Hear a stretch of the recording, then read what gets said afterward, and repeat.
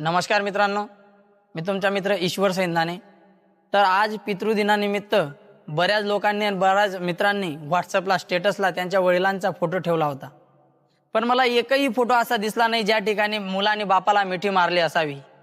खरं तर ज्या दिवशी बाप नावाची ढाल चालली जाते ना, संकट नावाचा येणारा बाण थेट हृदयात जाऊन भिडतो आणि या बापाचं महत्त्व आपल्याला ते गेल्यानंतर कळतं।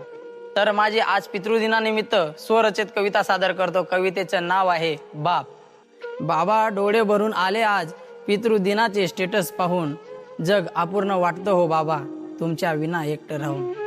प्रत्येकाने स्टेटसला ठेवले होते बाबा, सांगा ना मी कसं स्टेटस ठेवू। प्रत्येकाने स्टेटस ठेवले होते बाबा, सांगा ना मी कसं स्टेटस ठेवू। प्रत्येक जागी भास होतो तुमचा बाबा, सांगा ना तुम्हाला कुठे कुठे मी पाहू। व्याकुळ होतं हो मन माझं, व्याकुळ होतं हो मन माझं बाजारात बापा सोबत मुलांना पाहून। माझ्याही सोबत राहिले असते तर हट्ट केला असता मी वस्तूकडे बोट दावून। बाबा डोक्यावरून हात तुमचा खूप दिवसापासून स्पर्श नाही, बाबा डोक्यावरून हात तुमच्या खूप दिवसापासून स्पर्श नाही। फक्त एकदा भेट द्या ना बाबा, डोळ्यात माझे अश्रू थांबत नाही। बाप नावाची सावली गेली आम्ही उन्हात येऊन गेलो, बाप नावाची सावली गेली आम्ही उन्हात येऊन गेलो।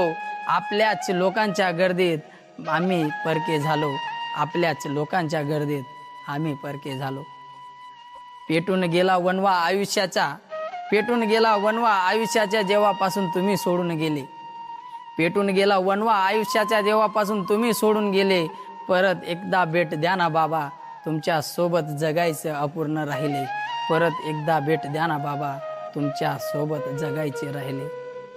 मित्रांनो, ही कविता त्या व्यक्तींसाठी आहे ज्यांच्या आयुष्यातून बाप निघून गेला।